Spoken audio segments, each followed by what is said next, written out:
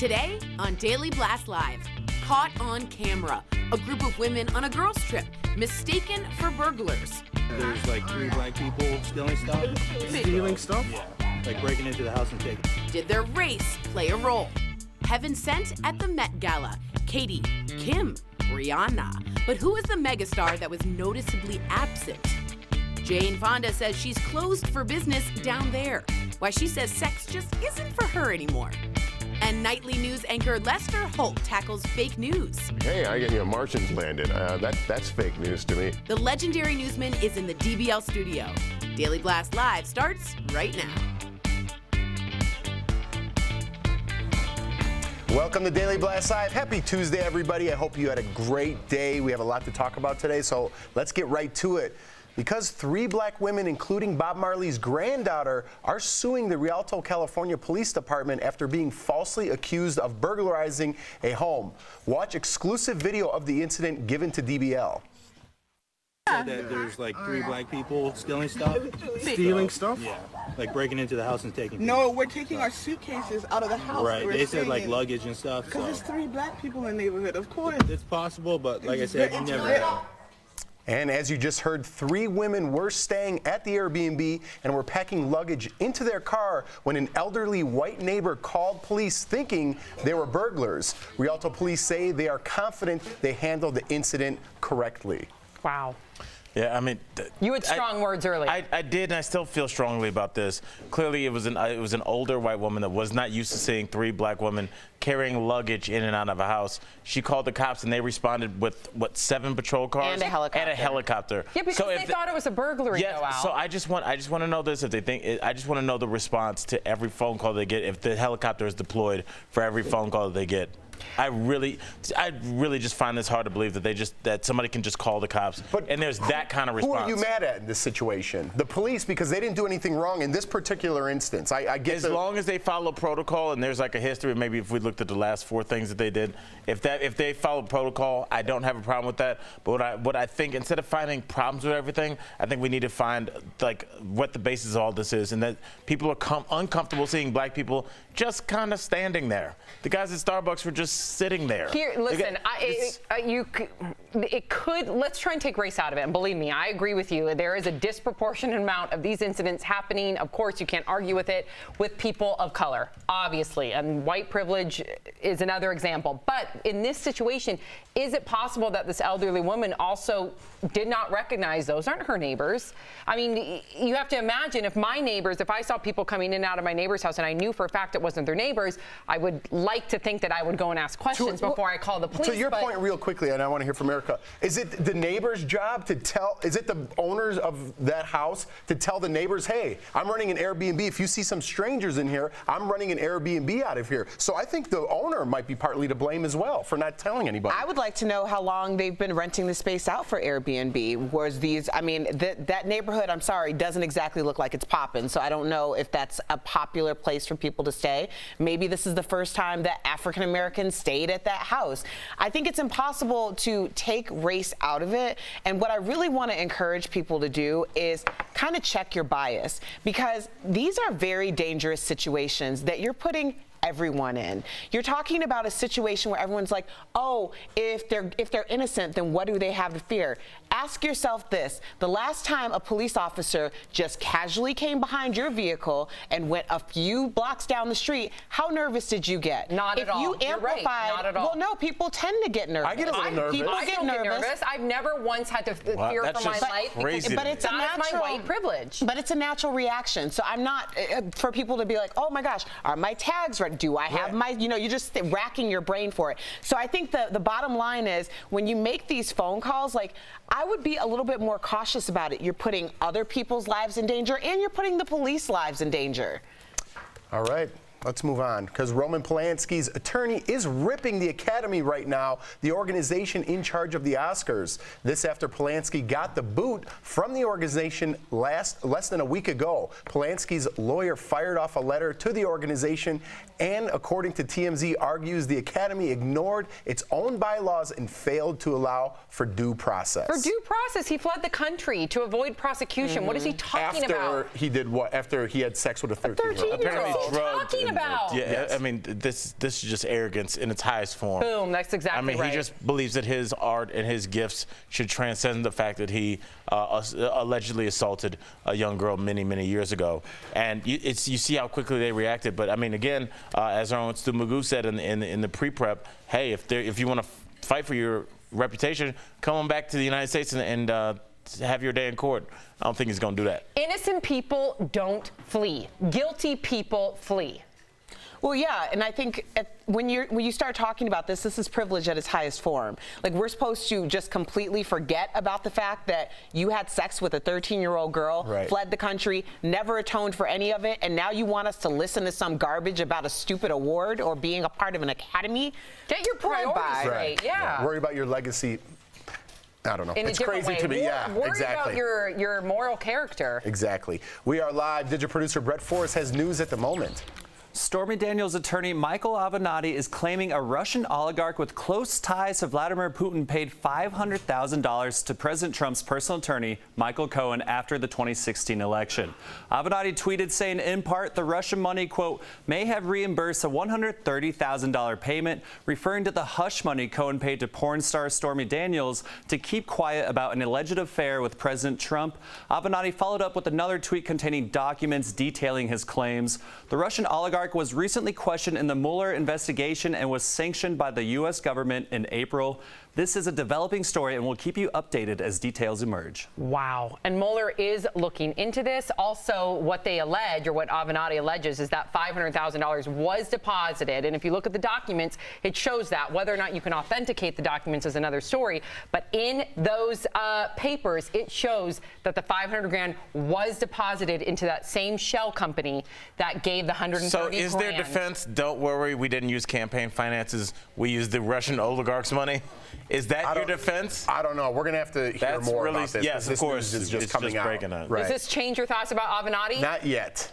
It's going to take a lot. There's a cracked door, though. No. I'm just saying there's a lot more that I have to, hear myself about this story before I comment on it, because he's not my favorite. Sounds like a darn good lawyer to me. Yeah, well, and I think that your personal feelings about him are probably getting in the way, which, I mean, those are your feelings. But I do think it's interesting that he was added to the list last month for sanctions in terms of with election interference. So it's not like there isn't a paper trail. It's just we just supposed to not talk about it. There's always a paper trail, and here there clearly is one. All right, we'll see.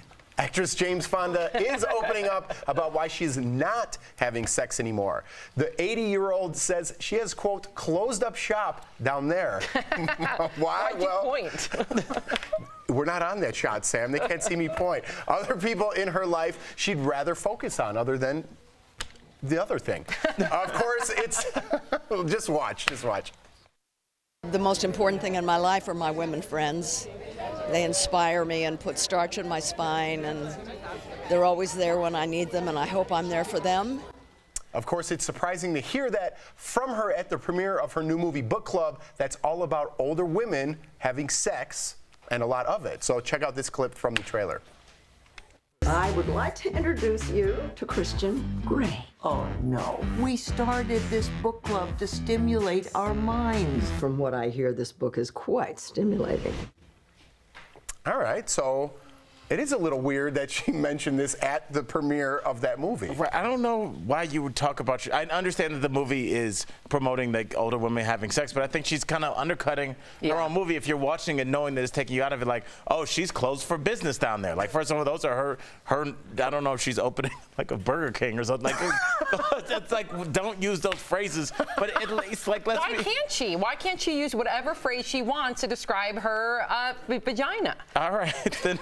Why not? I guess it's such a big deal. But why does she have to say it? Just like if you don't want any business down there, just don't tell anybody. Excuse me, she's on the red carpet promoting a film about sex. You don't think that reporters are going to ask her about sex? About her own sex life? Yes, of course they are. That's what the movie's about. That's inappropriate. Yeah, I'm not shocked by it, but I would say, Jane Fonda, that the next time you want to get picky about the questions you want to answer. Got a point there. Y'all remember that Megyn Kelly interview? Yeah. And she asked a lot less than that. But with starch in your spine, do you really need a man? That's That's a good button right there. I like that. He's a hip-hop artist, fashion designer, philosopher, and author. And You now don't have to say all Kanye that about West me. Oh. is adding architect to his resume. That's right. Kanye has announced a new business venture saying, quote, we're starting a Yeezy architecture arm called Yeezy Home. We're looking for architects and industrial designers who want to make the world better. It sounded like an infomercial. He also tweeted out several pictures with his Yeezy design. Look at this. Plants. Looks like an empty tables. And a lot of people are saying this is ironic. Because it's architecture, not furniture. I'm reading the prompter, Sam. This is ironic. Given Sam, that looks Kanye's like furniture. Own home, which is helped design. Look, you're looking at it now. This is, you like this home? Looks a little stark. It took him years to design that. And only a week to suck the love out of it. There's that seems like a place where you torture somebody. Put a painting up. It looks sterile. Yeah, is something. He really sitting there like with blueprints and designing, or is he saying to another architect, I want it to be this high and this wide? I mean, come on, you can't just call yourself an architect. Sam, are you questioning whether Kanye went through 4 years of architecture school? Yes, I am. It's one of the hardest things that get done is become an architect. So we know he's not an architect. Okay, then first of all, stop opening up businesses left and right when you went on Facebook a year ago and asked Mark Zuckerberg for money because you're bankrupt. Jane Fonda's closing her business. Good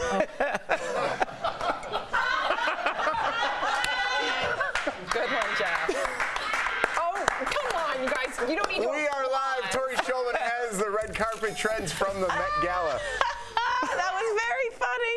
All right, everyone is talking about the fashion. The theme, heavenly bodies, fashion, and the Catholic imagination. Madonna, Sarah Jessica Parker, and Cardi B all wore heavenly headpieces. Check that out. Beyonce skipped the gala last night, but her sister Solange served it in a structural dress by Iris Van Harpen. However, take a look at that halo headpiece with a do-rag. That's what has everybody talking. J-Lo glowed in a Balmain dress with a jewel cross, her hot accessory, A-Rod. Now, the funniest moment of the night goes to Frances McDormand. She stole the show modeling a Philip Treacy headpiece. She says the look took her only a minute to pull together. What were your favorite looks of the night? I liked when Jason Derulo fell down the stairs, too. That was funny. Did you guys have favorite looks of the night? I love Solange. Obsessed with I don't know how she got in and out of that thing, but yeah, I love her too. I'm with you. And I thought Zoe Kravitz knocked it out of the park. I watched it all night, and I mean, there's so many favorites. I wouldn't have time. Me too, Al. I mean, we couldn't put a finger on it. Jeff, well, you called me 14 times last night. Pretty embarrassing. I mean, but it was great. I loved it. Yeah. All right, Ebony Steele, what's coming up on Daily Blast Live? Less than 2 weeks until Prince Harry and Meghan Markle say I do. We'll tell you how you can watch them on the big screen. And veteran NBC News anchor Lester Holt shares his thoughts on fake news with our own Tori Shulman. You can't insult away 70 years of building up integrity and trust with viewers and the tradition of excellence. So, we wince a little bit when we hear those things, but it doesn't affect what we do. Don't miss our interview with this legendary journalist later in the show.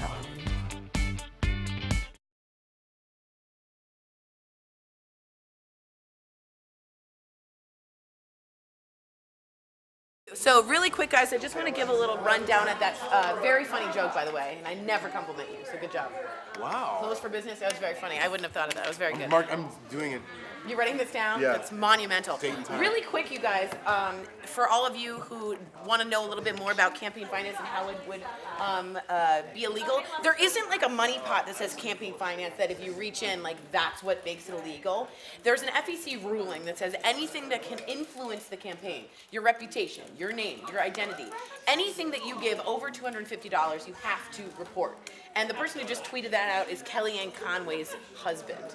So George Conway is letting us know that just because there wasn't a big bowl of campaign finance, because Trump was trying to make himself look better a week before the election, that would fall under the umbrella of the FEC Commission's campaign finance laws. So in essence, he could go, because even if it isn't directly from something, you're not allowed to do that without $250. So politicians, if they have a barbecue, they have to write down the exact number. They always have to report And they always keep that ledger. They should. All of them. They should. So anyway, that's why this campaign finance situation is a little more tricky. It's not just out of a bank that's called Campaign Finance Bank. It's if you do anything that affects the election with your reputation or your name, and that would clearly be something with Stormy Daniels trying to keep her out of the news. If you don't report it, anything over $250, you've broken the law. Can we revisit a conversation that we had probably like a couple months ago? Let's revisit. How is it possible to have an allegiance to one side when you're at work, when clearly the other side at home is not? You're falling talking the in Conway line? family, aren't you? Yeah, because it's I one would love thing to talk about not this. to agree, but it's something different to go on and actually troll your wife's boss. Or did she totally allow that? So George Conway, what she's talking about, Kellyanne Conway's husband, tweeted out this FEC And it's been going commission. on for a long time. Right, so they are on opposite side. Now, well, you do have Carville, James Carville, Mary Matlin. They've been famously married. She's a staunch Republican. He is a staunch Democrat. They're not close for Does this. she work for the administration? The opposite. They do work for other people. Remember Tim Conway? From the Carol Burnett show? He was like all slow. Good one. Good one. Happy Tuesday, everybody. It's now time for Al Sounds Off, when comedian Al Jackson goes off on the wildest stories he could find. Sir, all right. All right, Al, let's get right into this, because Move Over Atlanta, Alaska is hip-hop's new A-town. Enjoy this clip from last night's Alaska, The Final Frontier.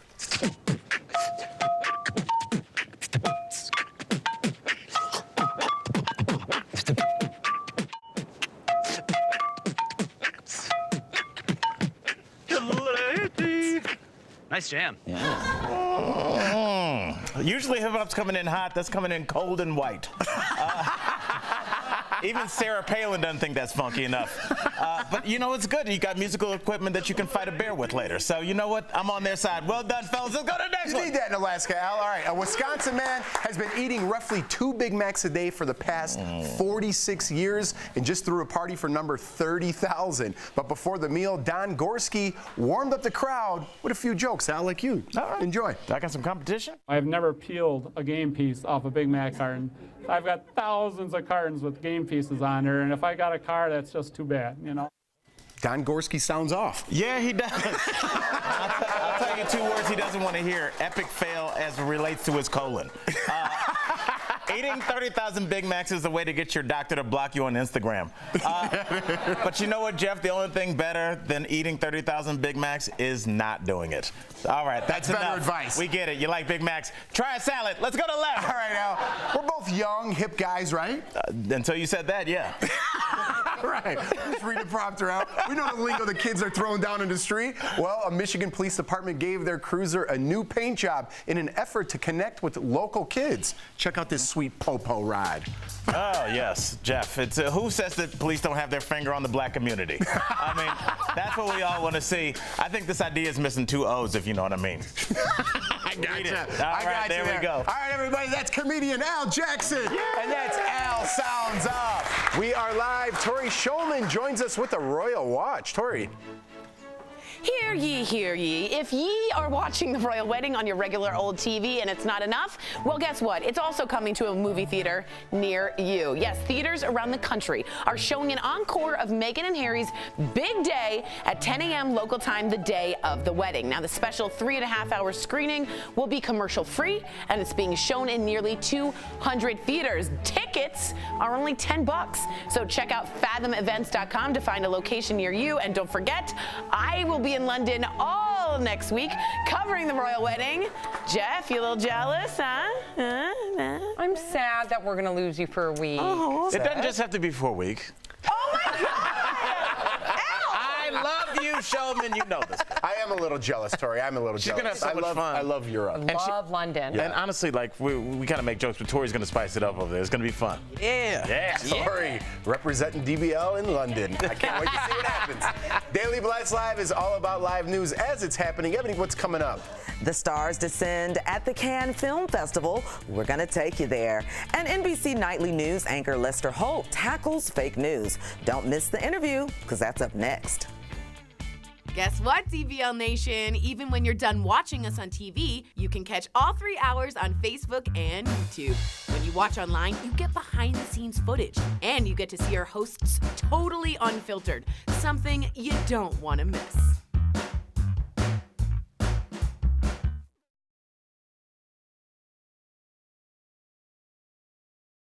All right, so earlier, Al Albert, what's your middle name? Benjamin. Benjamin Jackson. Thanks for putting my whole government name out on Yep. TV. I'm so What's your sorry. social security number? It goes 21235. Anyway, we have a very deep thought. I bet that was pretty close. It was nowhere close, but I almost did say it exactly as it was on air, so thank you.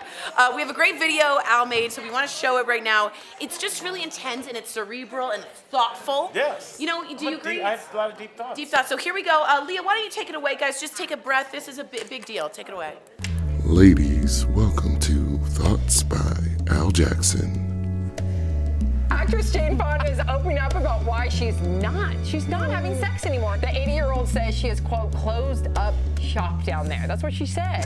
Yeah, but at the same time, like, why don't you go until you really have to close your doors? Why are you? It's like, hey, it's your vagina. It's not a Toys R Us. Keep it open. And those were Thoughts by Al Jackson. All right, guys, so you just saw how I feel. I don't know. I'm saying keep the party going. I don't know. How do you feel? Are you also advocating to keep Toys R Us open as well? I feel like you were doing double the work. I'm saying, what kind of monster wants to see Toys R Us closed? I agree with you. All right. I think we both want Jane Fonda and Toys R Us both to remain open. But a lot of you wrote in and said Jane looks amazing. I would agree. She looks good. Oh, yeah. At 80, from your lips to God's ears, I look like that at 80. Well, I mean, you look great now. I mean, what's going to happen in I'm the next 82. couple of years? No, just kidding. It's true. But she was known as a sex symbol. So Right. it's interesting. But she's also known as a feminist icon. So whatever she wants to do, Do you that's think great. part of that is part of her feminism? Like, I'm going to shut, you know. And also the right to be able to say that. That's a strong thing that a female could say. I don't want the sex, or I do want the sex. It's up to me. No? Now All right. I'm dancing. All right, Jane. We well, get punchy. It was a hell of a run. It was. Just like Toys R Us. That's right. I had the best joke, but I don't want to say it.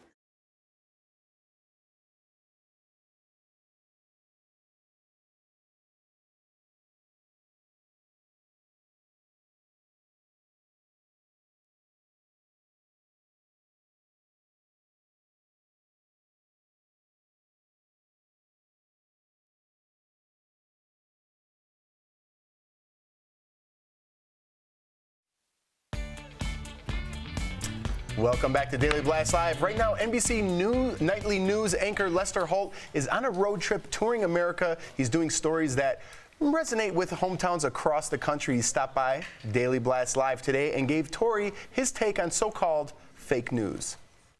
After 70 years of nightly news, what do you think of when you hear the words fake news? I always fake news to me always meant that you make something up You're lying. at a thin air. I Right. mean, you're like, hey, Martians landed. That's fake news to me. The way it's being used now, I'm not quite sure. I mean, because you don't like a story doesn't make it fake. Now there is I suppose, inaccurate news when somebody gets it wrong and makes a mistake or doesn't fact check. That can happen. It doesn't, obviously it's not something we like to see. That's a possibility. You mentioned 70 years. You can't insult away 70 years of building up integrity and trust with viewers and the tradition of excellence. So, we wince a little bit when we hear those things, but it doesn't affect what we do. We march forward and tell stories. And I like to remind people that news isn't always going to make you happy. Right. I mean, sometimes Or comfortable. Yeah, I mean, sometimes we're going to tell you a story that's going to make you squirm, or it's going to challenge, what you believe about something, and that's the way it is. Sometimes I'm reading a story and I want to throw my shoe at the TV set. Have you ever thrown a shoe at the TV? No, I really haven't. It's not my style. It'd be like a good fashionable shoe, though. Yeah, It'd be a nice shoe. Great job, Tori. We'll have more from Lester on Thursday, including his band, who knew, Cool. and some of his music legends he's played with, and the joys of being a grandfather, of course. Don't miss it. All right, guys, we are live. Digital producer Raquel Villanueva with news at the moment. Right now, the Cannes Film Festival is underway, but stars had to say goodbye to red carpet selfies. This year, the festival banned selfies, citing that snapping pics slowed down the flow and became a big disruption. But keeping stars away from their cell phones is easier said than done. Despite security cracking down on photos, reports say some celebs snuck in a couple selfies anyway. And you know what? I totally understand. It's hard to resist a good selfie. Raquel. Breaking the law over She's got there. a good selfie face. We don't have red carpet rules over there. She can take selfies. I mean, we're still at work. Good selfie face. I never said what? I didn't know. Okay. He was only half listening, much like most men. There we go. I was paying attention. She does have a good selfie face. Here at Daily Blast Live, we love your viral videos like this furry friend whose eyebrows, they're totally on fleek. Promotional consideration is brought to you.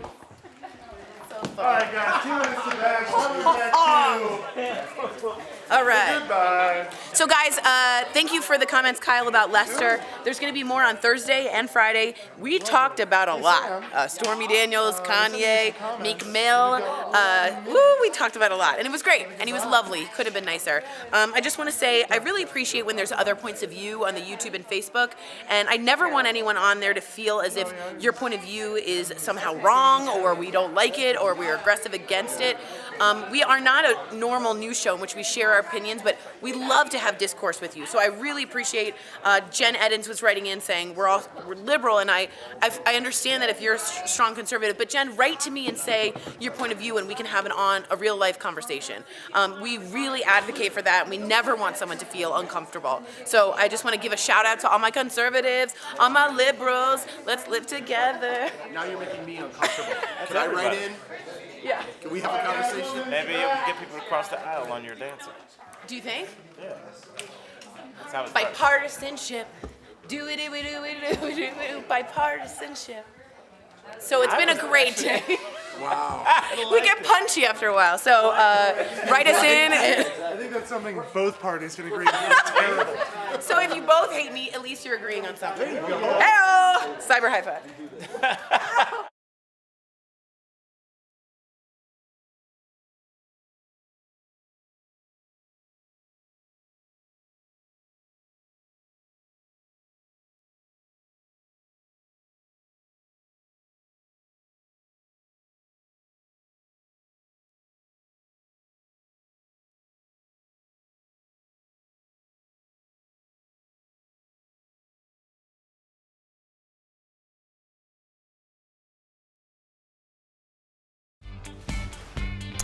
Welcome back to Daily Blast Live. We had a blast. Always. Oh, Jeff. That was bad. We got some viewer comments. I hope you guys are better. Yeah, we have a lot of viewer comments in regard to the Airbnb. Sean Jameson on Facebook. It is crazy. The only reason police were called is because they are black. Also, Peggy Williams on YouTube. There are break-ins and robberies in many neighborhoods. Maybe you never experienced it. I have. Like this panel says, quote, see something, say something. So, Erica, what do you think? I would say if you've been seen, so you could say something. I think that, again, people come from their level of understanding. So if you've never experienced something like that, I can appreciate that you haven't. Yeah. And only 3 days left with Tori here because she's about to go to London. Cheerio, governor.